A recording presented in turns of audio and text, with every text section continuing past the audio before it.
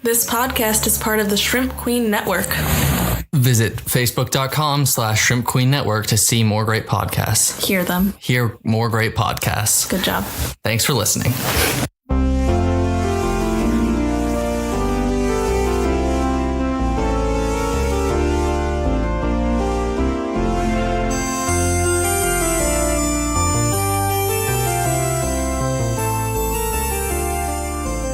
Hello, ladies and gentlemen, and anybody in between, and anybody non-conforming to traditional gender norms. I am Dan, one of the hosts of the 10 for 10 podcast. I am joined by Jess, who is a little bit sick today, so she won't be doing as much talking as usual. But you know what? She's a fucking legend and a hard worker. So... I was like, Jess, we can not do an episode this week. And she forced me. She chucked me into this room and she said, plug in that microphone, baby. He didn't say Let's shit. go. I would gladly be sleeping right now if that were an option. He didn't say shit. Well, now you just make me sound like a worker. I didn't ask it. Like I'm working you hard. It's not like I asked. All right. Hey, what's up, you guys? Yes. So this week we're jumping into Christmas full force, baby. This week's list is my list. It's on my top 10 Christmas specials. But since it's so Christmassy, I thought, why not do TV episodes, not like a random Charlie Brown Christmas special. I'll get into that in a sec. Shows and their Christmas specials. But in the tradition of one of the best Christmas songs ever, the 12 Days of Christmas, I'm doing my top 12 TV specials. I'm going to punch you in the face. I'm kidding. It's only 10. Oh my God. So my ranking criteria, as Jess said, has to be an episode from an already running TV show centered around or set during the Christmas season. The imperativeness of Christmas in the narrative is really important. Like, it has to actually impact it in some way. Has to center around Christmas. Yeah. The portrayal of important Christmas messages such as family, giving, togetherness, love, or presence, and overall writing and how well it nails the intended emotional impact. Mm-hmm. My honorable mentions, I'll run through these really fast because there's a lot of them. Go check these out if you want. Okay, so we have Scrubs, My Own Personal Jesus, Brooklyn Nine-Nine, Yippee Kayak, Parks and Recreation, The Christmas Scandal, The Office, The Christmas Party for the US version, and Christmas Special for the UK version, That 70s Show, The Best Christmas Ever, Batman the Animated Series, Christmas with the Joker, Family Guy, A Very Special Family Guy Freakin' Christmas, oh God, Arrested Development, Afternoon Delight, Black Mirror, White Christmas, yes it is, Sherlock, The Abominable Bride, The Inbetweeners, Xmas Party, X-Files, How the Ghost Stole Christmas, Tales from the Crypt, All Through the House, Mr. Bean, Merry Christmas, Mr. Bean, and Malcolm in the Middle Christmas. One dishonorable mention goes to the Star Wars Holiday Special, which is terrible. Do not watch that. New rule, your honorable mention list can't be more than half of the actual list. Okay. It's a new rule. Do you want some water? I have water. Okay.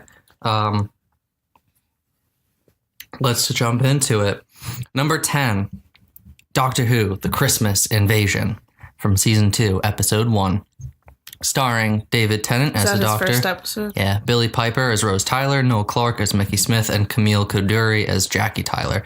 This is a brief synopsis. What a great lady. The Doctor is just regenerated. The Doctor. The Doctor. From the 9th Doctor, he's now the 10th. He's played by David Tennant. He pilots the TARDIS back to Earth at Christmas time, but passes TF out.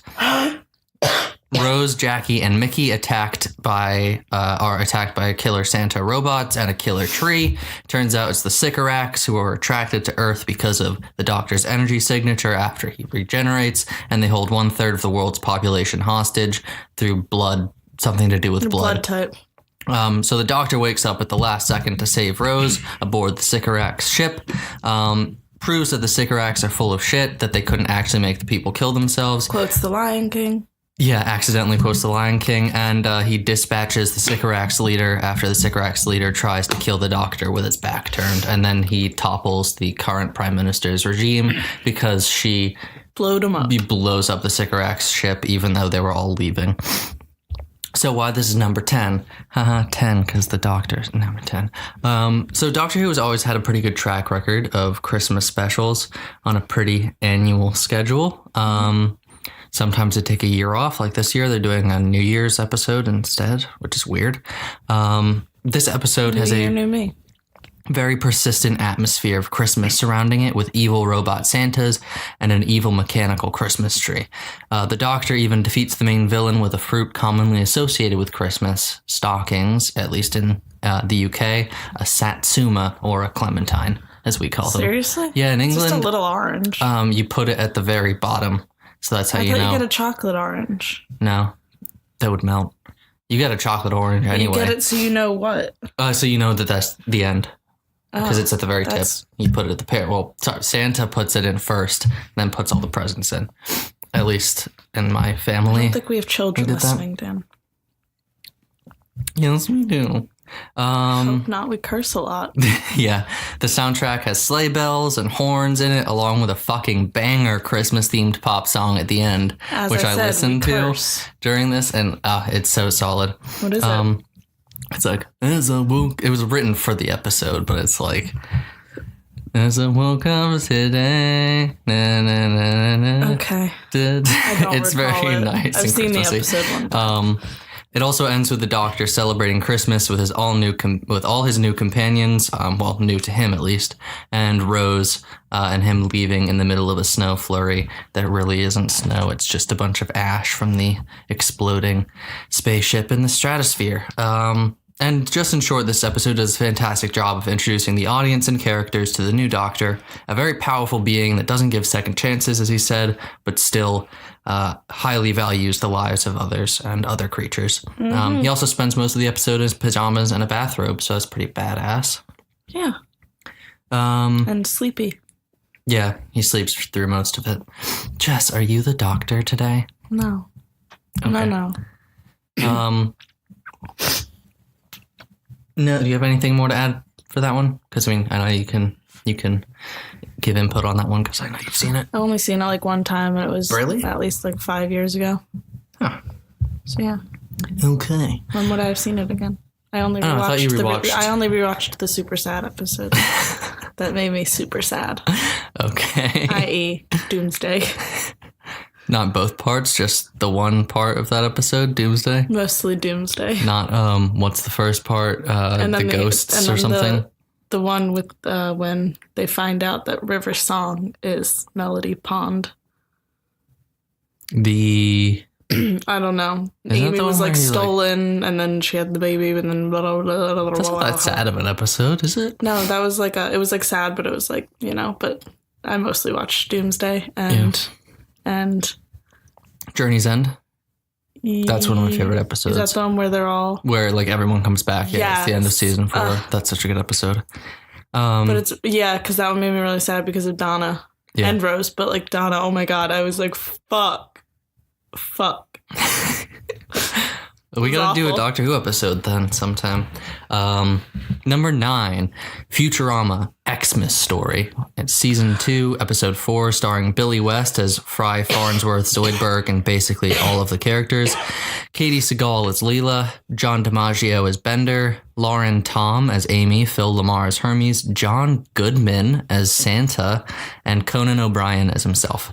So, I saw brief John synopsis. Goodman today because I Oh, turned how's on he the doing? TV and 10 Cloverfield Lane was on, Oh, and I was fantastic. like, "It's John Great Goodman. movie. It's John Goodman." So in this one, it's Fry's first Christmas in the future. So he goes out to buy Leela a gift, despite the Planet Express team's warnings about killer robot Santa that prowls the streets during sundown on Christmas Eve. Seriously. Yeah, it was created a couple years before Fry got there by the Mom Corporation to be like the ultimate Santa thing, and it gives out presents to the good and trendy punishes the naughty. But they messed up when they're programming it, and it's too extreme, so he can't view anybody as not naughty, and anybody who he does view as naughty needs to die.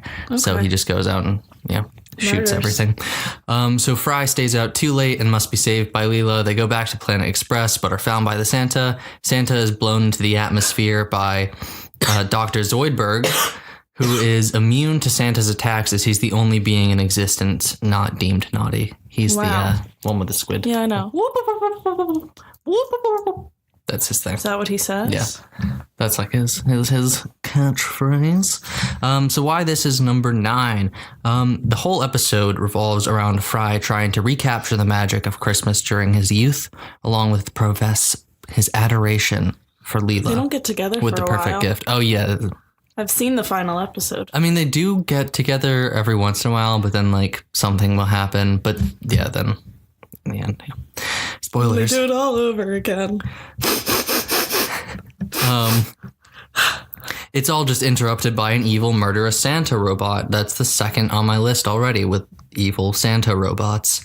They are a theme. Yeah, there's snow, there's garland, there's Santa hats on everybody and everywhere, which really helps capture the atmosphere of Christmas. So while oh, sorry, I wrote this wrong. While there is an evil Santa that can definitely distract from the Christmas narrative, it is still based on giving to those who you love. Okay. Even if it means risking being gunned down by an evil robot. All right. Also, Dr. Zoidberg being denoted as the only being in the world who has never been judged as naughty is truly amazing because I love Dr. Zoidberg. Number 8. Friends, the one with the holiday armadillo. Season 7, episode 10. Starring, That's more about Hanukkah. That's one of my reasons why it's a good Christmas episode, too. It stars Jennifer Aniston, David Schwimmer, Matthew Perry, Courtney Cox, Lisa Kudrow, Matt LeBlanc, and the Sprouse twins are in full effect this episode. They were merged in one, though. So, brief synopsis. So, Nobody Ross knows who's who. finds out he has Ben for the holidays and wants to take the time to teach him about Hanukkah, but Ben is only interested in Santa Claus. So, when Ross tells him that Santa Claus isn't coming this year, Ben freaks out and thinks that it's because he's been naughty. So, Ross goes to a store to get a Santa costume. They're out of Santa costumes, obviously, because it's so close to Christmas. But he settles for an armadillo costume instead and tries to teach Ben as the holiday armadillo. He's interrupted by Chandler as Santa and Joey as Superman. But they work out a deal and end up teaching Ben about both holidays together. Also, Phoebe keeps buying Joey progressively annoying presents to try to get Rachel out of Joey's apartment to live with her instead. So she buys him a drum set and a tarantula and everything. Yeah. And he's terrified of the tarantula, but Rachel loves it. And the drums, too. Yeah. And the best line, I think, is when Chandler has the Santa costume on and Monica comes up to him and is like, he's like, how long do you have it? And he's like, I have to return it tomorrow. And she's like, I think you can keep it for another night. And he's like, Santa, really? And she's like, yeah, I guess. And he's like, did your dad ever dress up as Santa? And she says no. And he goes, then it's okay. And also when Phoebe shows up to the apartment with Superman and the holiday armadillo and Santa there, she says it looks like the Easter Bunny's funeral. That's a pretty good joke. Yeah. And so why is number 8? It's the best Christmas special the show has ever done. And it holds iconic status among fans and pop culture. I feel like even if you haven't watched Friends, you know the holiday armadillo. You would recognize a screenshot of that scene.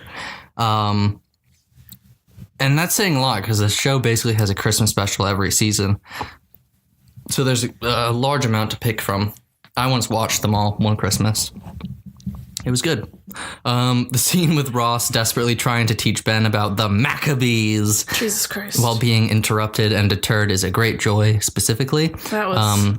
Phoebe's gifts for Joey failing repeatedly also bring laughs, and my personal favorite running gag is Chandler's numerous attempts to surreptitiously give people money after he can't at a restaurant to one of the guys. Do you remember? So he and Monica are at a restaurant. Oh, trying to slip people money? And he's trying to slip people money, and then he tries to give Gunther change, and then when he's Santa and Ben comes, he's like, put her there, kid, and then just money falls out of his hand. Yeah. That's so funny. Every time it always makes me laugh. At the center of the episode is a message about having an open mind and spending time with those you love the most, even if they're not your blood relatives, during the holiday season. It also functions, as you said, as a decent Hanukkah special, which demonstrates its multifaceted nature as a piece of media. Number 7. Blackadder's Christmas Carol. It's a standalone special released between seasons 3 and 4 of Blackadder. What is that? Watch it? So it's a British TV show from the BBC, starring Rowan Atkinson, and each season it's kind of like anthology. Who's Rowan Atkinson? Mr. Bean, Jess. Oh, okay. And I never from Love watched Actually, Mr. Bean. Jess. You could have said Love Actually.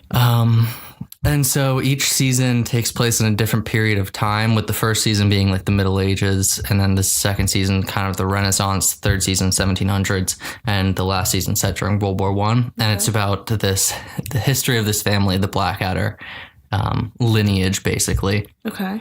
And always the Rowan Atkinson plays a Blackadder, and they're always just like complete pricks, like really, really conniving and manipulative, and he just is looking out for himself. And he always has the sidekick, Baldric, who's always played by Tony Robinson. Okay. And so this cast for this episode, this special, includes Robbie Coltrane as the Spirit of Christmas, Jim Broadbent. Hagrid? Yeah, Jim Broadbent as Prince Albert. Slughorn? Yeah. Miriam Margolyes as Queen Victoria. Who plays? Professor Sprout. Oh, shit. Miranda Richardson, who plays all the queens.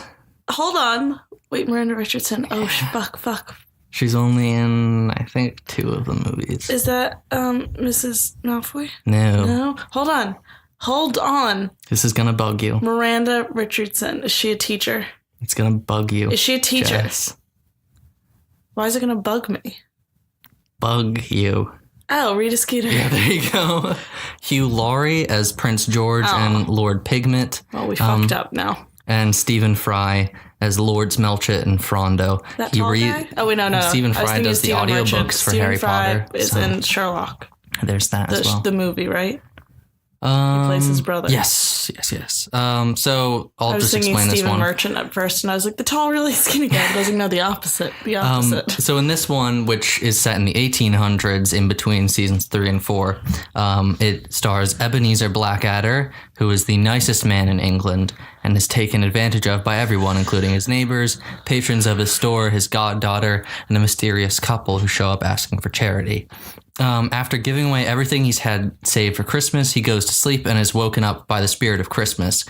He basically looks like a hobo Hagrid at this point, who shows him how horrid all of the other Blackadder ancestors are and what his lineage will be.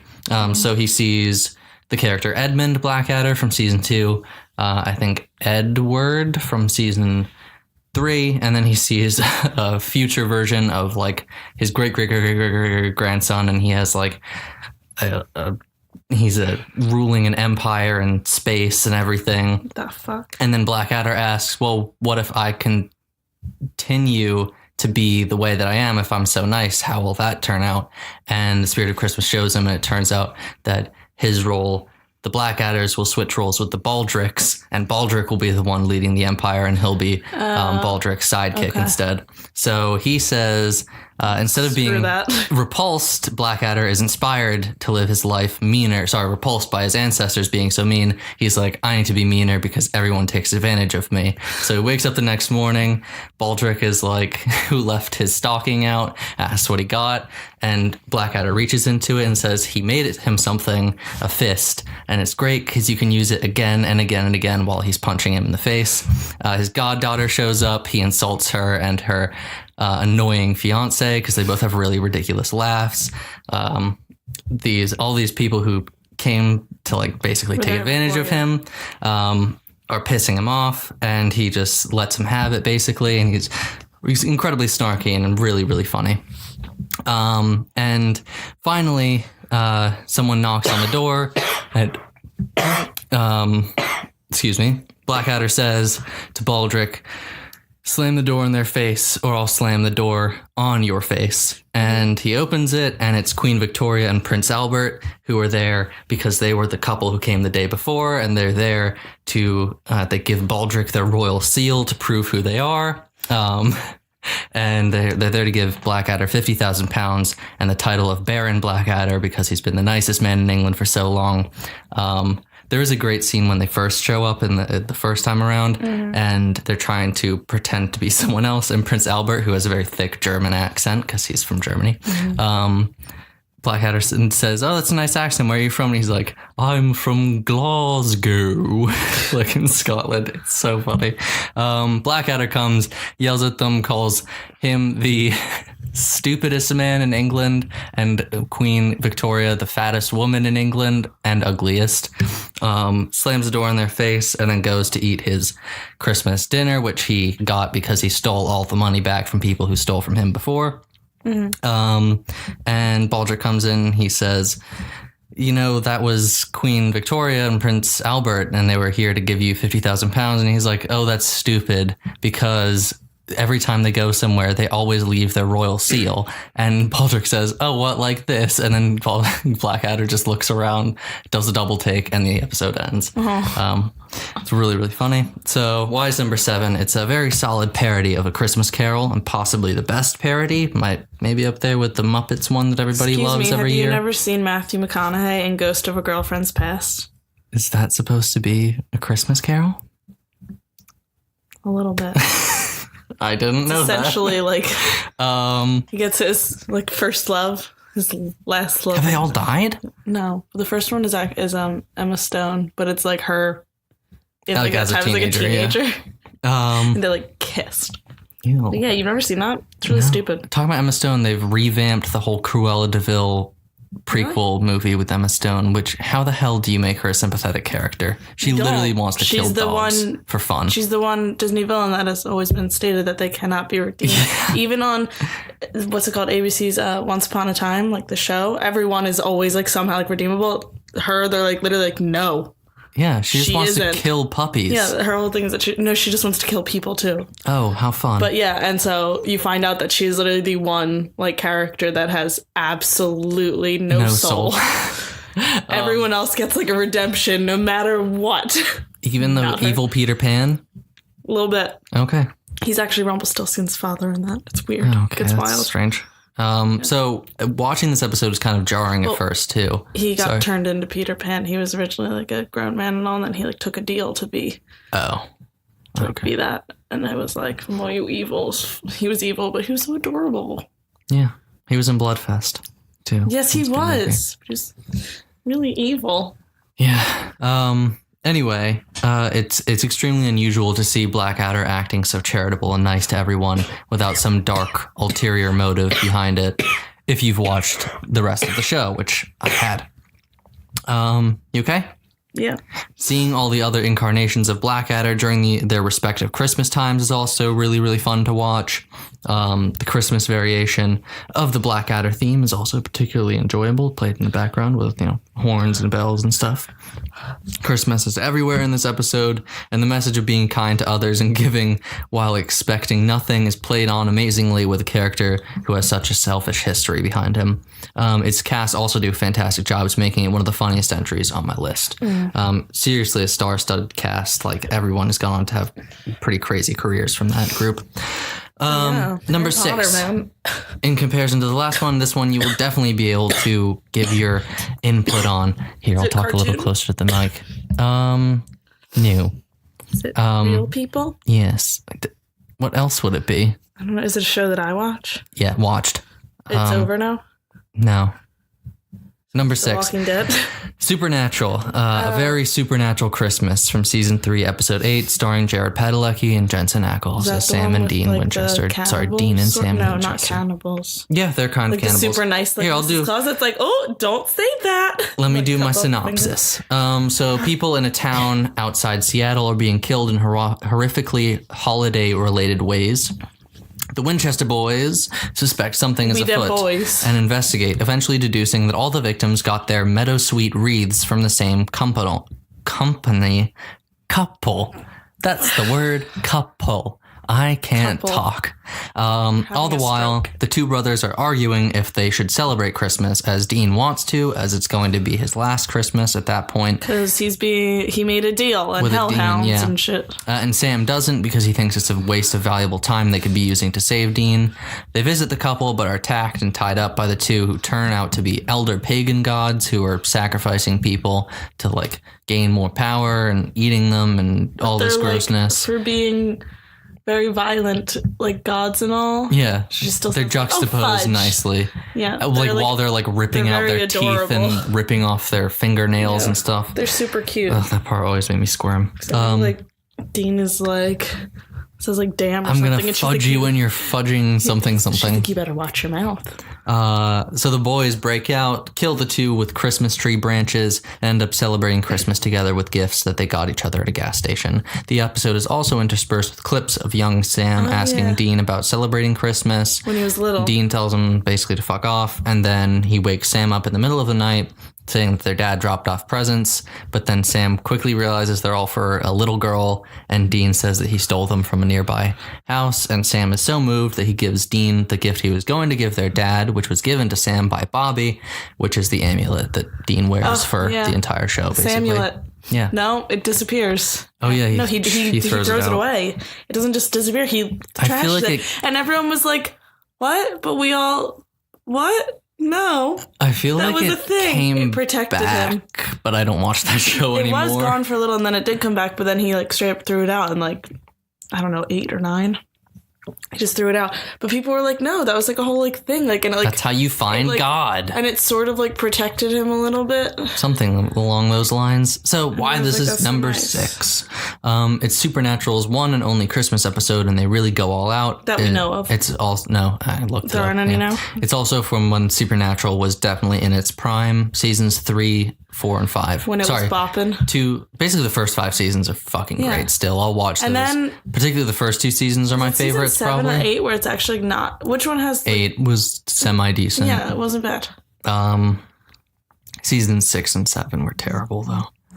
That's the episode. 7 was the Leviathans. Yeah, right? 6 was Soulless Sam, and 7 was the Leviathan. And we also had like their grandfather. No. They're like uncle or. It was their mom's They're related. mom's dad, grandfather. was? Yeah, he was like evil or something. And they would like capture like creatures. Like they weren't just like hunting and like killing. They were like Yeah, he was that like was- torturing and like using them for shit. Which one had the gin though? Was that season 6? Because that was a good fucking episode. the what is and never will be. I think so. Yeah, and like Jess was like alive. The parents were. I like, think that was alive. before. It was a good one. I thought that was Season 6 has the French mistake. That's a good I know. episode. Oh my god. Yeah. That's what's redeemable about that season. That is one of the best episodes. Yeah. Oh my god. Oh my god, we're just going so super Who-lock tonight. I already mentioned Doctor Who. Sherlock was an honorable mention. Do you think that sidebar? Do you think that Tumblr's going to become a super Who-lock wasteland again now that all the porn's going to be gone? No, because they like their porn far too much. They get freaky with that Death Steal stuff. Oh, you think it's not going to be allowed? Yeah. Yeah. I mean, can do without well, it. I mean, there won't be any female presenting nipples, so I can't say. Same with Sherlock. Anyway, back to Supernatural. But then Doctor Who. Yeah, because people are loving Jodie Whittaker right now, so I don't know if they'll get there. Even though they're not doing another season until 2020. God damn it. Why? I have no clue. They're doing a New Year's episode and then nothing for a year. So in the Supernatural episode, there's Christmassy tunes, lights, garland, and they even use Christmas trees as weapons at some point. It's even framed as a nostalgic special presentation Christmas special of Oh, I old. always loved like the special like intro thing. Yeah, when they would do, and like with the the black and white episode Yeah. that's set in Oh, that was cool. Pennsylvania, because it's supposed to be Yeah. like Transylvania. That was God, I'm just really annoyed because like That show was so I want to good. go back and just watch like the first 5 seasons, end it, act as if that is where it ended, but then I still want to watch like French Mistake and A couple it's select. changing channels later. That's later. No, changing channels was Is that 5? maybe 4. It's Gabriel. Yeah, he dies in season 5. Well, he comes back eventually. Yeah, something like that. I don't know. You can't die on that show for real. The episode functions not only as a good Christmas episode with a message about giving and familial love, but also progresses the overarching story about along and allows the two leads to confront their fears about Dean's impending death and kind of work through that. So it contributes to the bigger picture too. So it functions as a good episode of the show as well as a great Christmas episode. Yeah. So it's on my list. I might actually rewatch it. I'm going crazy. Number 5. The Wonder Years Christmas. That's just the episode title. See, I watched Boy Meets World, not the Wonder Boys. Wonder Boys, Young Wonder Years. It's a good song. So me and Dan are very different. I'm a Fred Savage boy. I'm a Ben Savage boy. Boy. Yeah. Even though Boy Meets World was after the Wonder Years, and I'm older than Dan, but I think it's honestly because I grew up very close to the town where it's set. We both did. Yeah, but you moved around. I was always there. Oh my God. No, it's because the Wonder Years is better. No, because you like Kevin Arnold is a better lead. You liked the sappier one. I liked the fun one. Boy Meets World is so sappy. And yeah, the but Wonder not Years as much. is crazy. Not as much. We get Topanga. Fun. It's so much more fun. Winnie Cooper, okay? And Paul. What about Winnie Cooper? She was Winnie boring. Cooper is she was best. Bland. No, she isn't. She is complex. She just doesn't wear it on her sleeve because she's a complex character. No, Topanga, meanwhile. And Sean. Oh my God. Paul is better than Sean. Strong. Paul is better. Okay, anyway. Does he have a brother in the Wonder Years? Yeah, Wayne. Oh, Wayne is we get Eric. The Wayne is one of the best on-screen brothers. Does he have a little sister? No, he has an older sister, and she ends up marrying David Schwimmer. What? Yeah, and she's played by someone who's like famous now. I'll go through the cast. So Fred Savage is Kevin Arnold. Dan Lauria is Jack Arnold. Allie Mills is Norma Arnold. Olivia Dabo, I don't pronounce those names. Karen Arnold, his older sister. You okay? Jason Hervey as Wayne Arnold, his older brother. Danica McKellar as Winnie Cooper. And Josh Saviano as Paul Pfeiffer. Let's do a quick recap. It's Christmas time in the Arnold household, and everyone wants a color TV, except for Jack, who says it's too expensive right now. Kevin is trying to play the long game and win his dad over with kindness and just helping him out, doing chores, but all of his attempts are thwarted by his older brother Wayne's blunt pestering of their father. And Sorry, I looked up the sister, and I've never seen her face in my life. Oh, okay. Wayne is a complete asshole in this episode. He usually is. I mean, sometimes he's redeemed. If like there's this one episode where his friend comes back from Vietnam and that's pretty emotional, but he's generally a dick and he's like full force in this episode. Meanwhile, Winnie completely blindsides Kevin with a gift in the hallways before they leave school for winter break. Kiss? No. She just gives him a box. She has a boyfriend at this point who isn't Kevin. And before this, Paul and Kevin were discussing whether or not Christmas is better than Hanukkah because Paul celebrates Hanukkah. And Kevin says that Hanukkah is better because Paul gets 8 days of presents. But Paul says that Christmas is better because you just get one big present, maybe, that kind of stuff. Yeah. Classic kids. So Kevin is now on the prowl to not only get his color TV, but also find Winnie the perfect gift. But he only has $6, which is like $42 nowadays. And that's plenty to get someone a good gift. Why is he complaining? Because he didn't expect her to give him a gift. It's also... why is he like, oh no? Her first Christmas since her brother died. Her brother died? In the first episode of the show. Oh, damn. He dies in Vietnam. And then Kevin goes to comfort her in the woods. What a way to start the show. Jesus Christ. He goes to comfort her in the woods where they used to play. And they're sitting on a rock. And he puts his arm around her. And then they kiss. And it's like, ugh, God. What grade were they in? 7th. Oh, okay. Wait. So wait. The show ends. There were 6 seasons. The show ends when he's in 11th grade. So they were in 5th or 6th grade, actually. Sorry. Oh wait, no, it's not 1 year every season. I don't know. The show ends at the end of his 11th grade year. Okay. So, I think it is 7th grade. I think he's about to start middle school and that's why he's like freaking out. So anyway, they go to the, department store with Kevin's dad, who's basically had it with everybody pestering him about the TV. Kevin finds the perfume that Winnie Cooper wears. But right as he's about to buy it, Paul points out that she obviously already has it, so she doesn't need any more. And Kevin's like, ugh. And he settles to buy her a snow globe, which previously he said was super lame. But now that the store's about to close, well, he goes over to deliver it, but he finds that the Coopers have gone away last minute to be with family because Brian died. And he gives it to her, like grandma or someone who's just like watching the house for them after he has like a fantasy of of Winnie opening the door in like a skimpy like red Santa dress, and I'm like, Jesus dude, you're Christ. In 7th or 8th grade. That's weird. Christ. And then when he's walking back to his house, he sees his family Christmas caroling, and his dad is basically like sick of it. So he goes to join them, and then like the wind starts blowing, and he's like, and then it started to pour, and then it just starts like pouring down, but then the dad just starts laughing, and everyone starts laughing with him, and they go home and they have a great time. And through a voiceover, Kevin says that they didn't get a color TV for 2 years, but he didn't mind. They all had fun that Christmas, and then he opens his gift from Winnie, which is a 4-leaf clover, and he says that Christmas is about just giving, even if it's as simple as telling someone, hey, good luck, basically.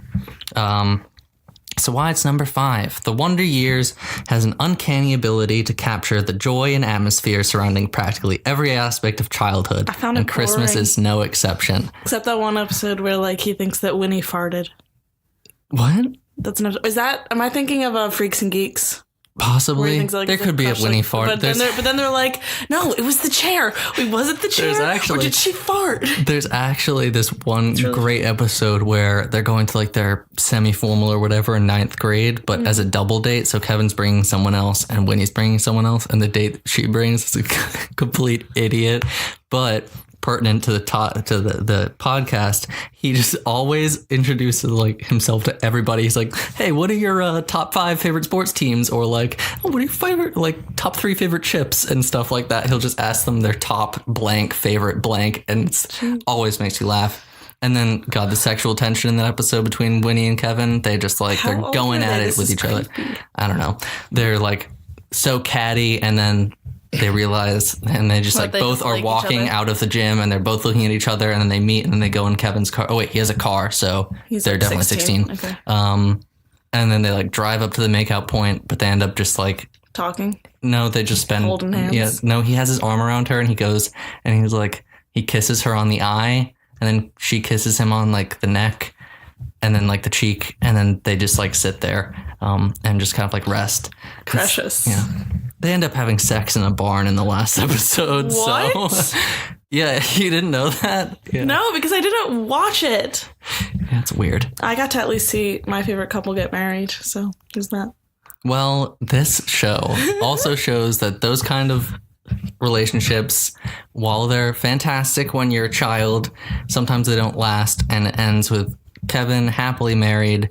He and Winnie are still very close, but he's married to someone else and he has 2 amazing children. Oh my God. And she went to art school in Paris. Oh my God. Anyway. She looks like she would wear a fucking beret. Yeah, I'm pretty sure she does at one point. So there's also like, worrying about getting a middle school crush a gift. There's like that kind of relatableness to it. Did you have that moment in your life? When I was little, like we didn't buy our friends gifts. I got my friends gifts. Because you like have a weird need to do that. I like to give, Jess. I'm addicted to buying things, and when it's excused by buying things for some other people, I go crazy. Yeah. I know. I just really like wrapping presents. That's the real addiction. Like, so I've bought Christmas presents for our top 20 friends, I guess. Top 10 friends. Here we go. All right, let's get on with this. And also, like, this is pretty relatable. Like, the one present that you or your family, like, really want and are dropping literally every possible hint to a parent or someone who can buy it for you. Like, that's really nice. I don't know. I mean, I got my life-size Barbie doll. So I got what I wanted. That's the only, I think that's like the biggest thing that like I ever like wanted for Christmas, and I cried and laid on the box and didn't even open it for like an hour.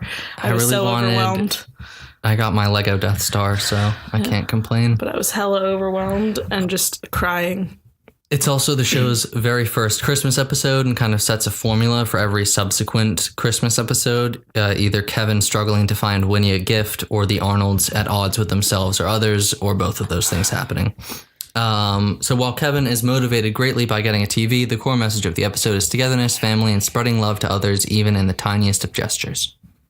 Number 4. This is where we're getting to the really good episodes. Community. Abed's Uncontrollable Christmas, Didn't watch season that show 2, either. episode 11, starring. I can see it.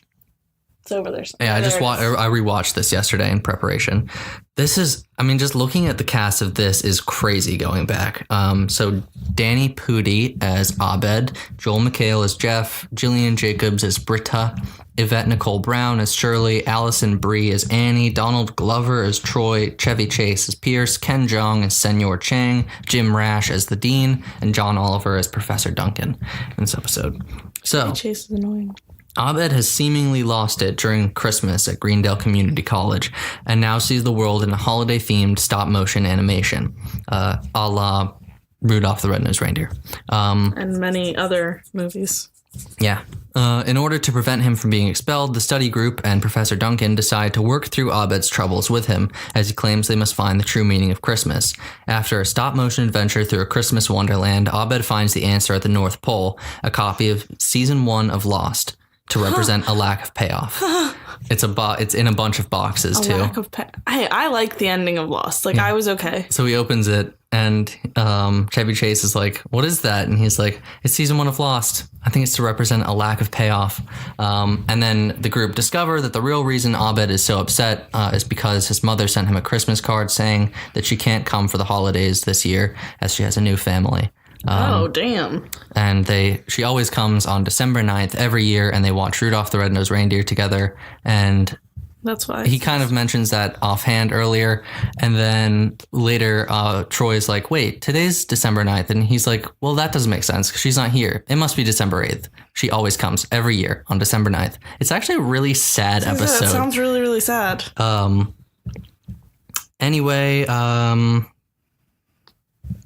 Abed realizes the true meaning of Christmas is to just give Christmas a meaning and have it whatever you want it to be. And now he has friends to do his holiday traditions with instead, and they all give up their plans to watch movies with him, including Jeff, so each character gets turned into a different like Christmas variation. Like he's a Jeff in the box. And at one point, his character gets eaten by humbugs because they're attracted to sarcasm, and he can't help himself but make a bunch of jokes about it. So why this is number 4, it's great to see Abed's enthusiasm for Christmas, or rather the pop cultural representation of Christmas, even though he's a Muslim. He just really likes the spirit. So this was an early-ish episode, that really changed the format of the television show, like one of the first to really do it like this extreme form. And seeing all the characters reimagined with a Christmas twist is particularly enjoyable. So while the episode is funny, it hits home pretty hard towards the end and has a pretty emotional resolution with the message that love doesn't always have to come from one's family and that growth and progression happen even for traditions. Mm-hmm. It's really, really good. Number 3. South Park, A Very Crappy Christmas, with Woodland Critter Christmas as a very close runner-up. That one is fantastic. This is from Season 4, Episode 17. It stars Trey Parker as Stan Cartman, Mr. Hankey, Randy, and more, Matt Stone as Kyle, Kenny, Butters, and more, Eliza Schneider as Mayor McDaniels and Sharon Marsh, and Mona Marshall as Sheila Broflowski. So in this episode, Hankey the Christmas Pooh doesn't show up to Kyle's house for the holidays, so Kyle gets the boys together to go look for him in the sewer. They find him with his family, despondent as he feels there is no Christmas cheer. His whole family's pretty upset, except for his wife, who's always drunk. The boys take it upon themselves. Piece of poop? Yes. Okay. Mr. Hankey the Christmas Pooh. Not his family, though? Yeah. Well, his kids are called the Nuggets. The boys take it upon themselves to spread it Christmas cheer, not poo, with an animation called The Spirit of Christmas to show the town. The animation goes horribly as Kenny is killed by a car and Cartman quits after getting frustrated. To remedy this, Kyle and Stan simply kill Kenny in the animation, and Stan says he can impersonate Cartman because they're both played by the same person. Mr. Hankey's son, Cornwallis, is depressed by the lack of purpose and Christmas spirit, but is uplifted by Mr. Hankey's rendition of The Circle of Pooh, which is a parody of The Circle of Life, and it's talking about how Pooh really is the true meaning to everything as it runs the world. I don't like South Park. So after many hours of work, the short is ready to be shown, but the projector breaks mid-show, so the citizens of South Park start to disperse, and the boys resign themselves to getting no presents this year. At the last moment, Mr. Hankey fixes the projector, and the entire town is inspired by the true meaning of Christmas, presents, so they all rush out to buy them. The boys are happy with their efforts to restore Christmas and turn down Mayor McDaniel's offer to produce more episodes of their show. Stan says he'd literally rather stab himself 100 times in the head. So why this is number 3? This was really tough, as all of South Park's Christmas episodes are certifiable bangers, and the show actually started as a viral Christmas short that Trey Parker and Matt Stone just made as a Christmas card that year, and that's the actual short they show in the episode, which is pretty cool, in which Santa fights Jesus over who really rules Christmas. Its representation of and commentary regarding the staples of Christmas season are particularly funny and very South Park, i.e. it really truly being consumerism over being together. At one point, the boys are next to a toy store and the owner comes out and says, I didn't make any sales today. I guess everyone's just going to be content for Christmas to just have candles and be together and love one another. This sucks. And then he walks home. Again, we see Christmas through the eyes of a non-celebrator, Kyle, who is Jewish. So it's really interesting to see how other people see how people who celebrate Christmas. Yes. Seeing a despondent Mr. Hankey is also particularly funny, especially when he's at odds with his alcoholic wife. Their arguing is really funny, and she always makes comments about if anybody mentions how something can't get up or if something doesn't work, she always makes a joke at Mr. Hankey's expense. Mm-hmm. And the show really doesn't beat around the bush about the true meaning of Christmas, rampant consumerism. Which is especially appropriate as the 4 leads are 4th graders. So what else would you expect? Kids want presents. That's it. Yeah. Number 2, and this was really hard deciding number 2 and number 1, but this is what I know both of them. You definitely know this one. Number 2 Not is the other one. I mean, you know of the show, but I don't think you'll know the episode. This is It's Always Sunny in Philadelphia, A Very Sunny Christmas, season 6, episode 13. Is it the one that I like? This one is so good. It's like this was why Christmas it was so tradition. Tough. Yeah. So this stars Charlie Day, Rob McElhenney, Glenn Howerton, Caitlin Olsen, Danny DeVito, and David Huddleston. So quick recap. It's Christmas in Philadelphia. It's always great Christmas time in Philadelphia. Come here. Give money. What? To our tourism board. We are currently aren't we like the number one? We're the number 1 podcast in Philadelphia. No, this is true. Wasn't Philadelphia just voted? Yeah, it was ranked as GQ's City of the Year. And so in celebration, the Eagles lost. A lot. Go Birds. But go Birds. Okay, go Birds. Go Flyers. Go Gritty. Hey, go Phils. And apparently the Sixers are doing pretty well too. Yeah. So Mac and Charlie are berating Dee and Dennis for hating the season due to the fact that Frank would buy himself the presents that they wanted every year as children and just rub it in their faces. The twins decide that he's gone too far this year as he buys Dennis's dream car and a designer handbag that Dee wanted to carry his Doritos and chocolate malt balls around in. So they want to teach him a lesson by confronting him with a former business partner that he screwed out of a fortune, and to show him how everyone at his business really hates him now. They even bring him to a fake future grave he'll have once he dies, and the tombstone just reads, "He was a dick of a father." None of this works, and Frank leaves in the car that Dennis loves, which is a Lamborghini Countach. Giving it to them, though? Or did he actually give it to them? When they were kids, he would buy them like empty, huge boxes. But I mean now. Didn't he? You'll see. Yeah, okay. So meanwhile, Charlie's is the best. Mac and Charlie are confronted with the harsh truths of their childhood Christmases. Mac's family would rob others, and Charlie's mom would prostitute herself to Santas and elves for money and presents for Charlie. Mostly it was glue that he would just get high off of. And then Charlie has a breakdown at the mall, sees a Santa, and is like, "Did you fuck my mom, Santa?" So Mac wants to rectify stealing a robot from Ricky Falcone, who's played by Pablo Schreiber, I don't want to pronounce his last name, who played like Porn Stash and Orange is the New Black, and is now a pretty well-established actor. So that's pretty interesting to see him in a small role. So the two go to the mall. I'm not sure which mall they go to, though. I couldn't figure that out. It'd be in Philadelphia, so I don't know. I don't know. Or it's probably somewhere in California, really. So Mac is frustrated when all the good toys are gone because it's literally Christmas Eve, and Charlie brutally attacks a mall Santa because he thinks that he fucked his mom. And he even like bites at his throat and gets blood everywhere. It's so good. The gang regroup and are called to the hospital as Frank has been in an accident in the car. Once there, they meet a reformed Frank who wants to be nicer to them and wants to give them all gifts, but they tell him to fuck off and leave to go sing Christmas carols to Ricky Falcone at 4 a.m. After being berated by Jess just pulled up his IMDb and showed it to me. After being berated by the whole neighborhood and after Dennis's car is towed, they walk back to the bar and are met by Frank, who has decorated patties and has fantastic gifts for all of them, including the Countach for Dennis. This is cut short when Frank's ex-business partner shows up and robs them all and then blasts them with a fake snow machine so they can't follow him. They end up spending Christmas throwing rocks at trains, a tradition Mac and Charlie have had since childhood. And that's how the episode ends. Why this is number 2. This is probably the funniest Christmas special ever made. And I will fight anyone who says otherwise. You have to have specific humor, though. Like, you can't just...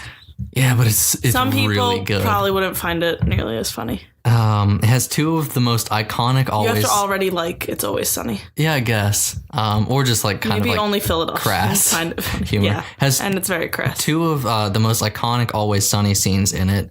Frank's nude crawl out of a leather couch and Charlie's mall Santa freak out are both... They're up there. Like if I were doing a list of the best Always Sunny scenes, they would probably both be on there. Definitely Frank's crawling out of the couch. Oh god, no, he's so sweaty. Glenn Howerton. I love Danny DeVito, but I hate Frank.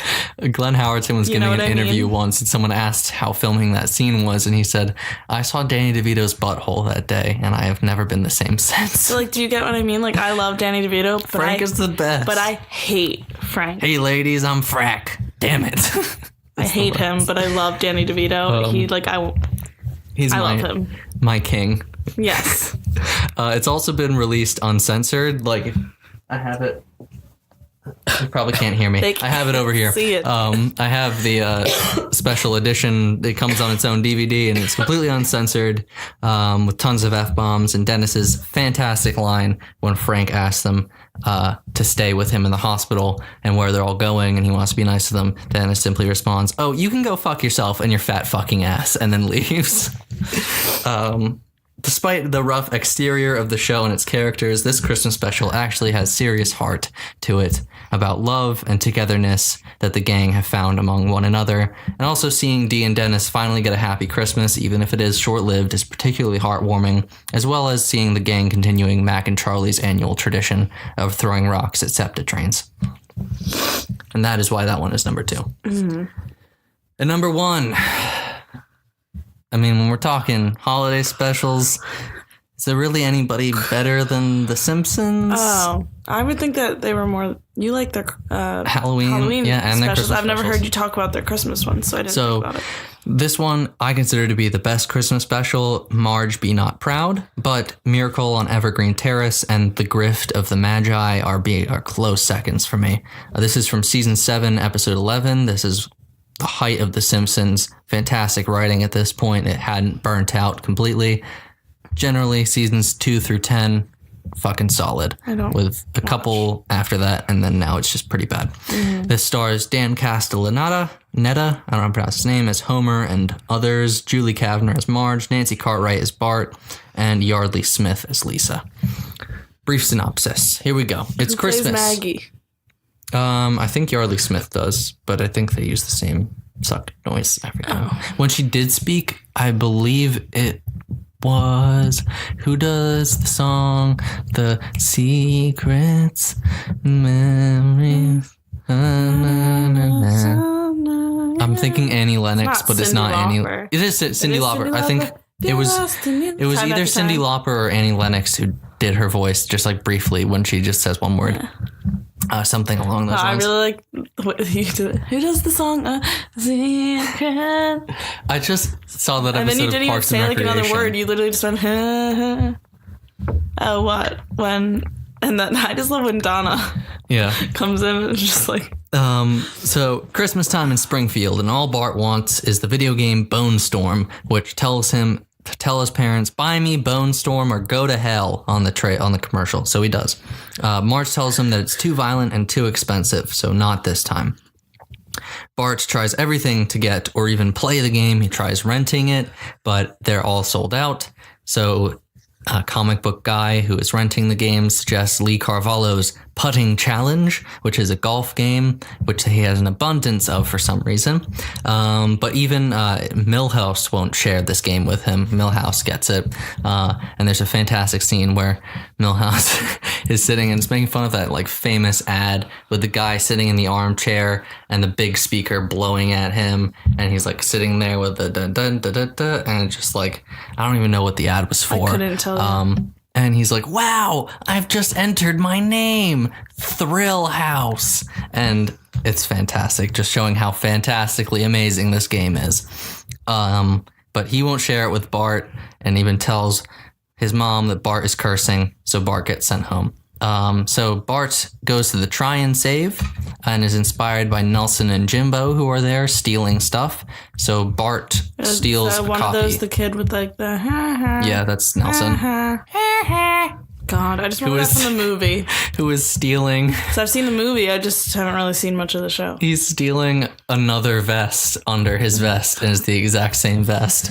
So Bart steals a copy of Bone Storm, but is caught by a security guard after walking out the front door. The guard tells him that he won't press charges, but he called his parents and will arrest him if he sees him in the store ever again. But it turns out that they weren't home, so they left a message. So Bart manages to switch the family's voicemail tape, my God. but is immediately brought... Your favorite thing. Yeah, with the... Marge, is Lisa at Camp Granada? Yeah. And then he hides the tape. And then he feels like he's in the clear, but the next day Marge says they have to go to the try and save to get a family portrait because Bart's ruined every single one that they've tried to get in the past for Christmas. So he is caught by the security guard. The guard tells him, once there, Bart thinks he won't see the guard, but is apprehended, and the guard tells Homer and Marge that Bart did it, shows them a tape of it happening. Marge is generally heartbroken and distant to Bart. She just gives him kind of one-word answers. She doesn't yell at him.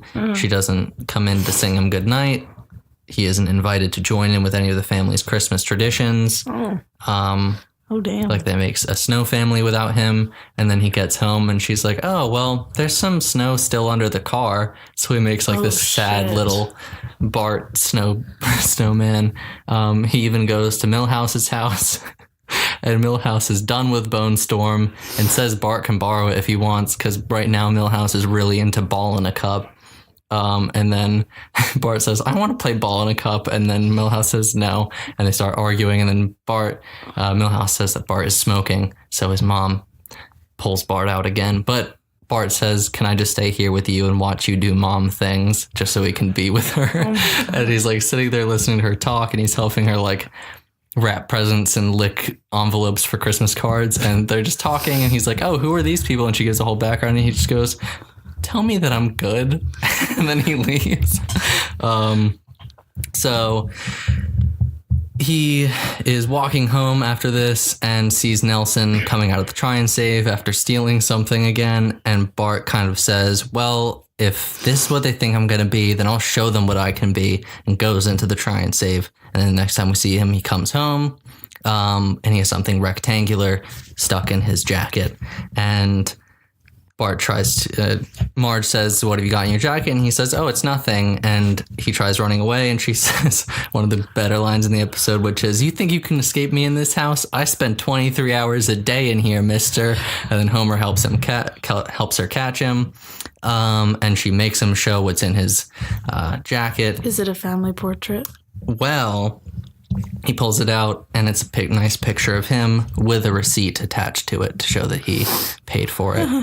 Marge tells him that she loves him, and that in appreciation for him doing this nice gesture for her, he can have his one of his Christmas presents early,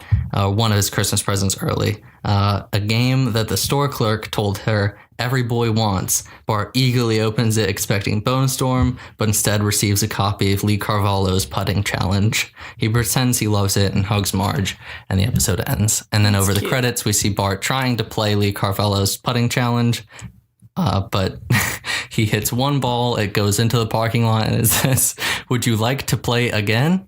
You have selected no." And then the episode ends. That's funny. It's great. So why this is number one? The Simpsons practically perfected Christmas episodes, in my opinion, as just like South Park, the show actually started with a Christmas episode. This one is a fantastic story revolving around Bart. The good Christmas specials usually do revolve around Bart in some way, since he's, a rambunctious kid.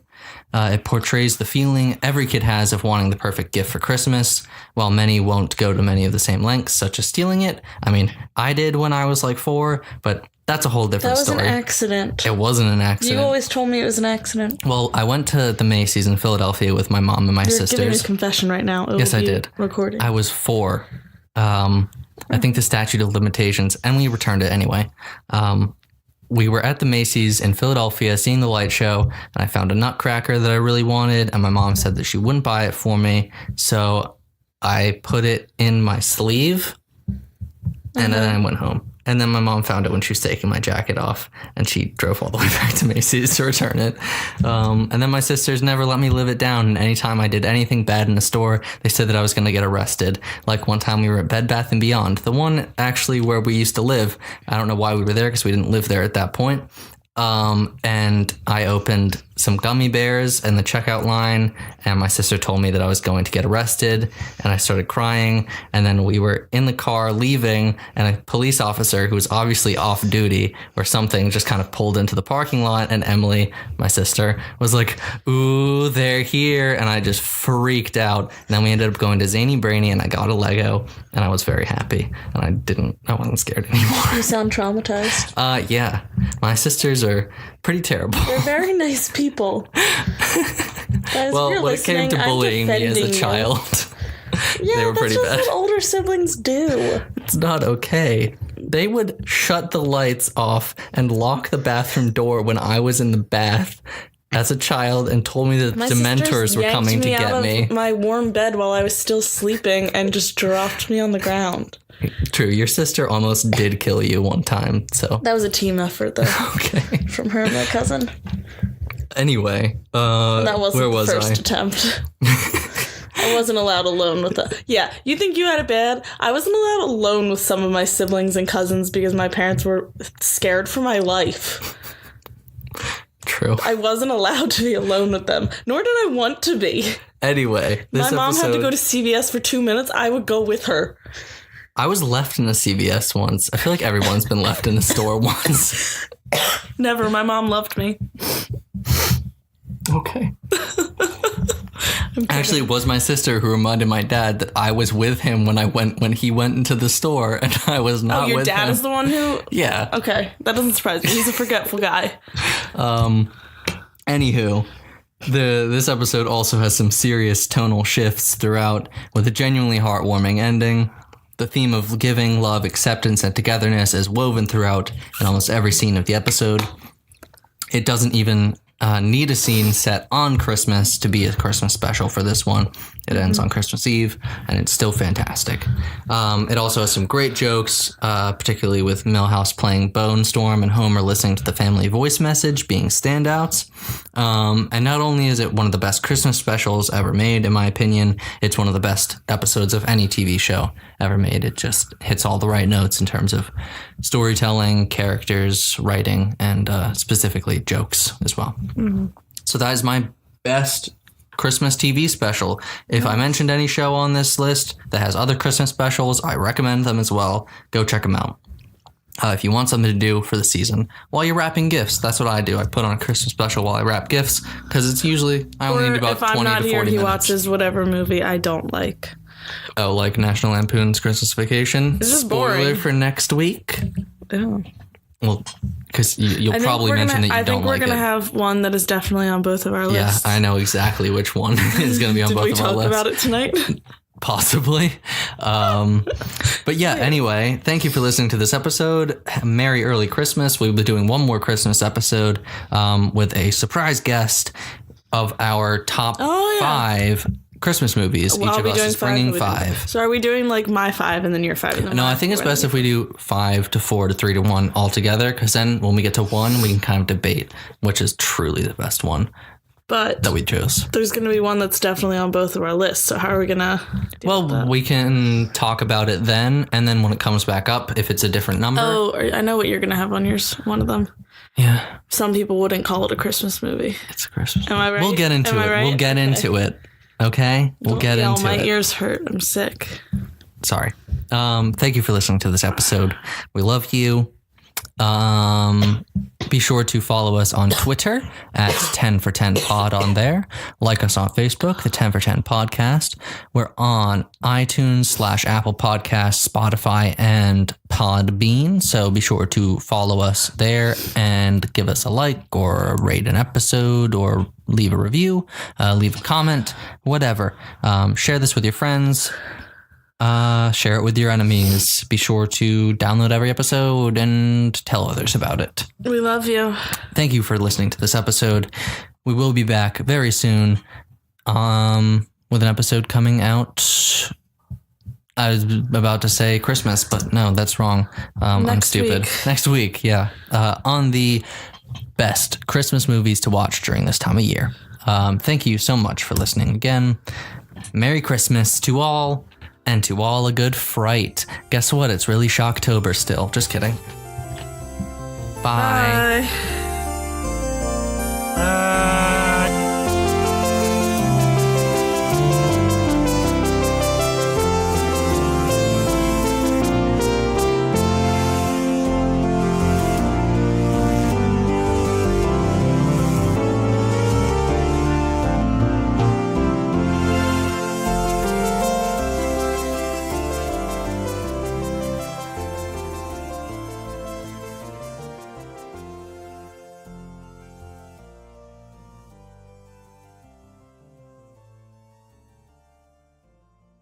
This podcast is part of the Shrimp Queen Network.